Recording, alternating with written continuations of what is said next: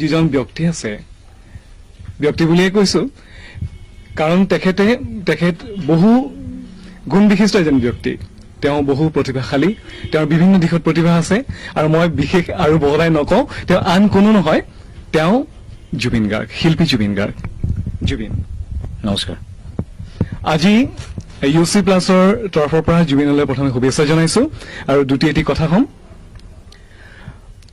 বিভিন্ন কাগজে পত্ৰে বা বিভিন্ন মাধ্যমে তোমাৰ বহুত কথা ইতিমধ্যে আমি জানোৱেই তথাপি আমি আমাৰ চেনেলৰ ফালৰ পৰা আকৌ উনুকিয়াইছো তোমাৰ ল'ৰালিৰ পৰা আৰম্ভ কৰি তুমি সংগীত জগতত যিদৰে প্ৰৱেশ কৰিলা এই আকস্মিক নাটকীয় নে পৰিকল্পিতভাৱে সংগীত জগতখনলৈ মোৰ সংগীতজ্ঞ হোৱাৰ পৰিকল্পনা সৰুৰ পৰা আছিলে কিন্তু কি কৰিম ভালকে গম পোৱা নাছিলো গান গাম বুলি ইমান বৰ হেৰি কনফিডেন্সটো কম আছিলে মোৰ কিন্তু মিউজিচিয়ান হ'ম বুলি ভাবিছিলো সদায় পিছত হায়াৰ ছেকেণ্ডেৰী পাছ কৰাৰ পিছত ভালকে গান গাবলৈ আৰম্ভ কৰিলো আৰু এতিয়া পিছত গানেই গাই থাকিবলগীয়া হৈছে প্ৰথম তোমাৰ যোৰহাটতেই তোমাৰ তাৰ পাতনি মেলা নহয় জানো কলেজৰ মোৰ ফাৰ্ষ্ট কলেজ লাইফ যোৰহাটতে জেবি কলেজ তাৰপিছত বি বৰুৱা কলেজ আচ্ছা তাৰ পৰা তোমাৰ ঘৰুৱা অনুপ্ৰেৰণাটো আছেই এইটো আছে আমাৰ গোটেই ঘৰতে আছে সংগীতৰ সম্পূৰ্ণ পৰিৱেশ এটা আছে মই জানো তাৰ পৰা এই সংগীতৰ বিভিন্ন ধাৰা আছে তাৰ যিটো এটা ধাৰা বৰ্তমান আমি ক'ব পাৰো বোলছবিৰ মাজেদিয়ে হওক যেনেকৈ হওক এই ধাৰাটোৰ নাম আমি জুবিন বুলি ক'লেও ভুল নহ'ব এটা নতুন ধাৰা যিটো তুমি বিভিন্ন অধ্যয়নৰ মাজেৰে হয়তো তোমাৰ এটা পৰিপুষ্ট অধ্যয়নেৰে তুমি তাক আজি আৰম্ভ হয়তো ক'ব নোৱাৰাকৈ তোমাৰ এই ধাৰা তুমি নিজে আৰম্ভ কৰিছা এই ধাৰাৰ যিটো ক্ৰম বিৱৰ্তন এতিয়া আমি প্ৰথমৰ পৰা দেখি আহিছো অনামিকাৰ পৰা মায়াৰ পৰা তুমি কেনেকৈ তুমি গণমুখী হৈছা এই সম্পৰ্কে তোমাৰ ধাৰাটো তুমি খুব চমুকৈ কিবা ক'বা নেকি তাৰ বিষয়ে ধাৰাটো আচলতে এইটো নিজে নিজে সময়ৰ লগত সলনি হৈছে আৰু এইটো মোৰ নিজৰ তেজত গ্ৰ' হৈছে গোটেই বস্তুটো এইটো মই তেনেকৈ সুপৰিকল্পিতভাৱে একো কৰা নাই কিন্তু সময়ৰ সলনি হোৱাৰ লগে লগে মোৰ ষ্টাইল সলনি হৈছে বেলেগ বেলেগ বস্তু আহিছে তাৰ মাজলৈ গোটেই ব্লেণ্ডিংটো হৈ আছে লাহে লাহে এইখিনিতে আৰু এটা কথা কওঁ তোমাক মই বিভিন্ন সময়ত বিভিন্ন ধৰণে পাইছো তোমাৰ মই জানো আমাৰ ডিব্ৰুগড়ৰো কেইজনমান অগ্ৰণী হেৰি আছে বন্ধু আছে তোমাৰ সংগীতৰ বন্ধু দেই যি আজিও তোমাক মানে তুমি কি হিচাপে ফ্ৰেণ্ড ফিলচফাৰ যি নোকোৱা তুমি তেওঁলোকক তুমি যথেষ্ট ভাল পোৱা যিদৰে তোমাক তেওঁলোকে ভাল পায় তেওঁলোকৰ তোমাৰ প্ৰতি যিটো অৱদান তোমাৰ এই সংগীত জগতত তোমাৰ যি উন্নতি হৈছে তোমাৰ আৰম্ভণিৰ পৰা তেওঁলোকৰ নাম নিশ্চয় স্মৰণ কৰিব বিচাৰিবা তেওঁলোক একদম প্ৰথম আৰম্ভ কৰোঁতে ইয়াৰ পৰাই আৰম্ভ কৰিছিলে আমাৰ গোটেই গ্ৰুপটো তেনেকৈ আমাৰ ভাস্কৰ ৰাজকোঁৱৰ ৰাবু ডনি দিগন্ত শৰ্মা তেনেকৈ গোটেইখিনি লগ হৈ ঋতু সি বম্বেত থাকে হয় আৰু তেতিয়া দেখা পাইছিলো ষ্টেজত যেতিয়া ওলাই প্ৰায় একে বয়সৰ কৈছো ওচৰি তাৰ যিটো চাৰ্মটো এটা মানুহে এটা নতুনত্ব পাইছিলে চব ফালৰ পৰা পাইছিলে তোমাৰ গোটেইখিনি ইয়াং আছিলে মই সেই বুলি মই এইটো কোৱা নাই অল্ড ইজ গ'ল্ড অল্ড বুলি মই তুমি কোৱা নাই যিটো আমাৰ মানে বাহ্যিক যিটো হেৰি সেইটো নিশ্চয় প্ৰভাৱ পেলায় এইখিনিতে এটা কথা সুধো তুমি গীত গালে কেৱল গায়ক হ'ব পাৰে গীতিকাৰ হ'ব পাৰে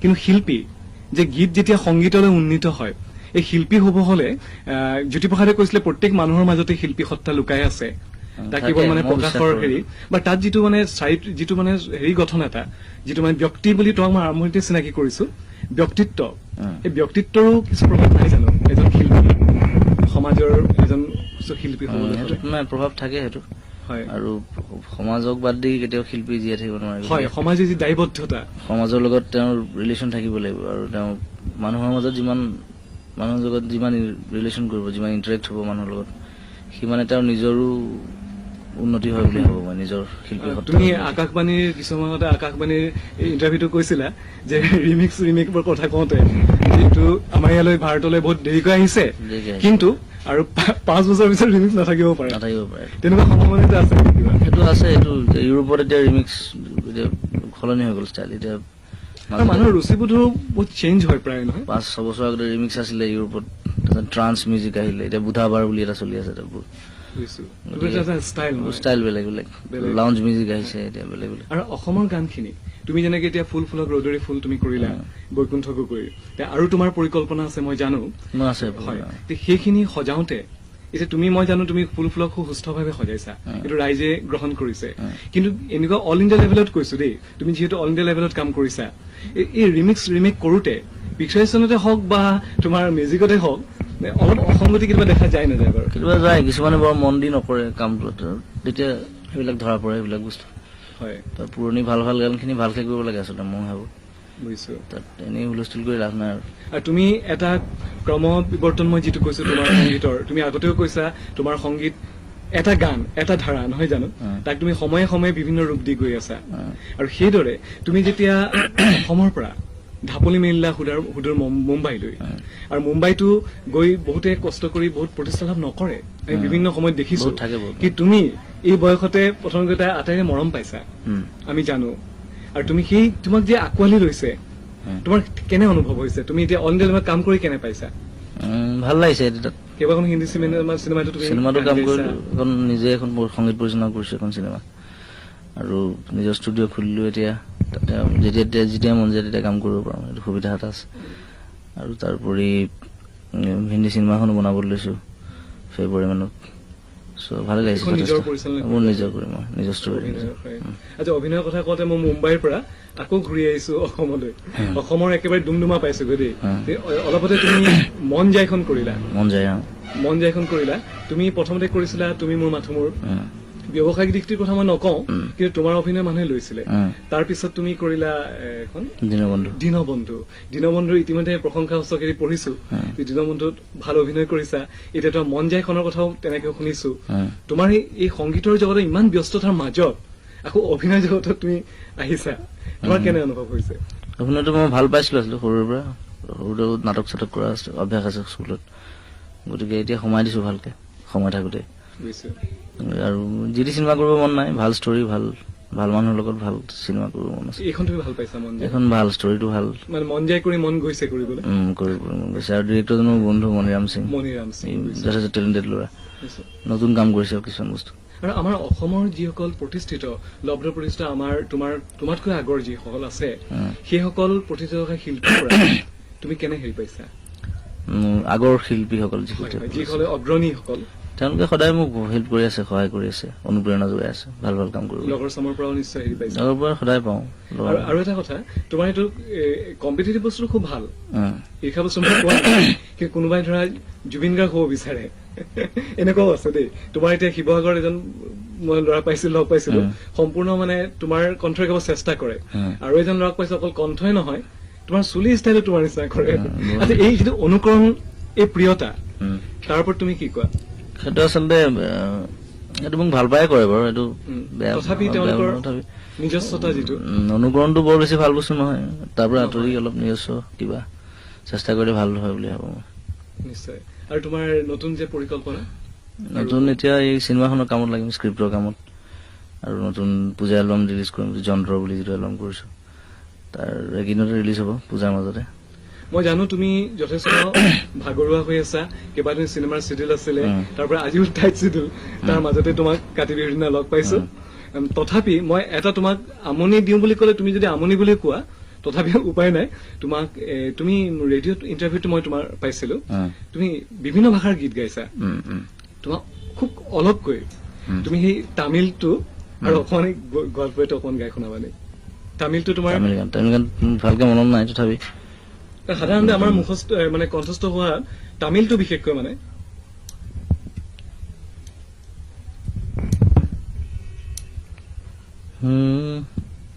ಹಸಾನಾ ಹಸಾನಾ ಹಸಾನಾ ಮುತ್ತುಮೀಡ ಹಸಾನಾ ಹಸಾನಾ ಹಸಾನಾ ಹಸಾನಾ ಮುತ್ತುಮೀಡ ಹಸಾನಾ ಇದು ಕತ್ತುಪಡಿಯಾಗಾದ ಹಸಾನಾ ಕುಂಜು ಮೇಲೆ ಕೀಡೆ ಹಸಾನಾ ರಣ್ಣಿಯ ತಂದಾದ ಹಸಾನಾ ನ್ಯಾയമೇ ಇರುக்கும் ಹಸಾನಾ ಹಸಾನಾ ಹಸಾನಾ ಹಸಾನಾ ಮುತ್ತುಮೀಡ ಹಸಾನಾ।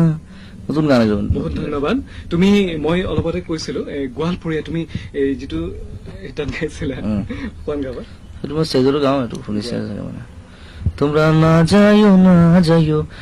যাইও শহীরে, না যাইও যমুনার জলে, নন্দের বেটা চিকনারো কালা, নন্দের বেটা চিকনারো কালা, কালা দিলে ভীষণ জলাশয় না যাইও যমুনার জলে, তোমরা না যাইও না যাইও না যাইও শরীরে, না যাইও যমুনার জলে। ধন্যবাদ। আৰু এটা কথা তোমাক সুধিছো, তুমি ষ্টেজত প্ৰগ্ৰাম কৰা বিভিন্ন সেইদিনা তোমাৰ জি টিভিত হেৰি মহালক্ষ্মীৰ লগত চাইছিলো, চান আছিলে লগত, এইটো অৱশ্যে আগৰ প্ৰগ্ৰাম, মই এতিয়া আকৌ চাইছো। 31 তাৰিখৰ পৰা। কিন্তু খুব মানে উপভোগ্য অনুষ্ঠান আছিলে। তুমি বিভিন্ন হেৰি কৰিছা, কিন্তু তুমি বোলছবিৰ পৰিচালক, বোলছবিৰ গীত কৰা, এই তোমাৰ যিবোৰ এলবামৰ গীত আৰু বোলছবিৰ গীত, তুমি কোনটোত বেছি আনন্দ লাভ কৰা? দুইটাতে আনন্দ পাওঁ, কিন্তু এলবামৰ কথাটো বেলেগ। এটা দুটা এটা হেৰি আহি যায় নহয়, তফাত আহি যায় নহয়। সম্পূৰ্ণ নিজৰ কনচেপশ্যন থাকে নিজৰ এলবামত। আৰু চিনেমা হলে মই আকৌ পৰিচালকৰ লগত কথা পাতিবলগীয়া হয়, তেওঁৰ আইডিয়া মতে মই গান কৰিবলগীয়া হয়, তেওঁ যেনেকুৱা ধৰণৰ স্ক্ৰিপ্টে যেনেকুৱা বিচাৰে তেনেকুৱা কৰিবলগীয়া হয়।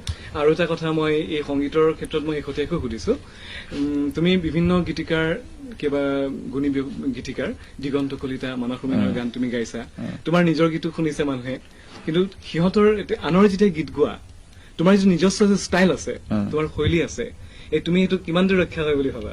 কাৰণ তেওঁলোকৰ সুৰ গোৱা সেইটো মোক তাহাঁতি সিহঁতে ফ্ৰীডম দিয়ে আচলতে। গানটো সুৰ কৰাৰ পিছত মোক নিজৰ মতে সজাই গাবলৈ সেইটো মই পাৰো, আৰু একেলগৰ ল'ৰা, গতিকে তাত একো প্ৰব্লেম নহয়। আৰু শেহতীয়াকৈ তোমাৰ শব্দ মুক্তিৰ দৰে এতিয়া তোমাৰ সম্পূৰ্ণ নিজৰ কনচেপচন, এতিয়া যন্ত্ৰ ওলাব, তাৰ বিষয়ে বিভিন্ন আলোচনা আমি ইতিমধ্যে পাইছো। তাৰ ওপৰত চমুকৈ কবা নি যন্ত্ৰৰ হেৰিৰ ওপৰত? যন্ত্ৰটোত বিভিন্ন ধৰণৰ গান আছে, এটা স্পেনিছ টাইপ গান আছে, আমাৰ নিজৰ লোকসংগীতৰ ওপৰত কৰা গান আছে, আমাৰ যিটো যান্ত্ৰিক জীৱন, আজিকালি যিটো 20 শতিকাৰ যিটো যান্ত্ৰিক জীৱন, তাৰ ওপৰত গান কৰিছো, সেইকাৰণে যন্ত্ৰৰ নাম দিছো। আৰু আমাৰ য়াংষ্টাৰ যিখিনি আছে, ডেকা চাম, সিহঁতে শুনি ভাল পাব পৰা গানো আছে, আৰু সকলো ধৰণৰ সন্ত্ৰাসৰ বিপৰীতে কৰা গানো আছে। যিটো তুমি কলা, এইটো তুমি অকল তাত ইণ্টাৰভিউত বুলি নহয় দেই, তোমাক এনেই মাজে মাজেও গুণগুণাই থকা শুনো, অকণ গুণগুণাবা। সেইটো একেবাৰে নতুন গান আচলতে, কৰাই নাই ভালকে। আমাৰ শ্ৰোতা বন্ধু সকলোৱে সেইটো সোৱাদ পাব, সেইকাৰণে তোমাক ভীষণ আমনি দিছো, তথাপিও গাম। কিন্তু I love you বুলি কলো মই, তুমি চাগে নুবুজিলা, কঠিন শিলৰে হৃদয় তোমাৰ সঁচাকে জানা, আনিৰি বুলি কলো মই, তুমি চাগে নুশুনিলা, বলিয়া যৌৱনৰ চাকি নুমাল হঠাতে জানা।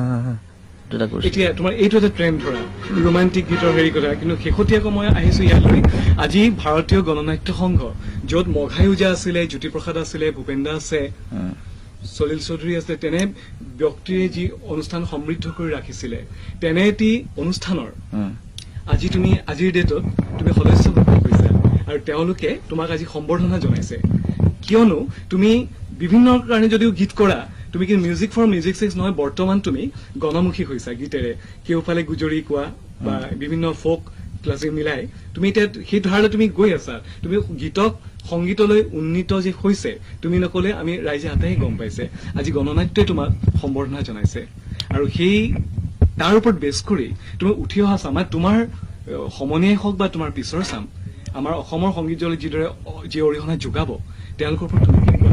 গীতক মানে সংগীতলৈ উন্নীত কৰা কেনে হেৰি লোৱা উচিত? এইটো এটা প্ৰচেষ্টা, এইটোত মানুহে মোক যথেষ্ট সহায় কৰিছে, আৰু মই নিজে যিমান প্ৰচেষ্টা কৰিছো, সেইকাৰণে নতুন প্ৰজন্মৰ অন্যান্য যিসকল শিল্পী আছে, মই তেওঁলোককো আহ্বান জনাওঁ এই ক্ষেত্ৰত, যাতে নিজৰ সংস্কৃতিৰ ওপৰত বেছ কৰি কেনেধৰণে সুন্দৰকৈ আগবাঢ়ি যাব পাৰি, তাৰ প্ৰচেষ্টাত সদায় লাগি থাকে যাতে। বাৰু এটা ইণ্টাৰভিউ যেতিয়া হয়, ইণ্টাৰভিউৰ শেষত ইণ্টাৰভিউ লওঁতা যেনে ধৰা মই এতিয়া সামৰণি মাৰিব লৈছো, তোমাক যদি কওঁ এতিয়া ভাল লগা গীতৰ কৰি সামৰণি মাৰা, তুমি কোনটো গীতেৰে সামৰণি মাৰিবা? তোমাৰ নিজৰ গানটো বহুতে আছে, তোমাৰ নিজৰ কনচেপচন খুব ভাল, মানে সম্পূৰ্ণ নিজৰ যিটো কৈছো, পাখি বা এনেকুৱা পাখিটো অকমান গাই পাখি গাব পাৰা।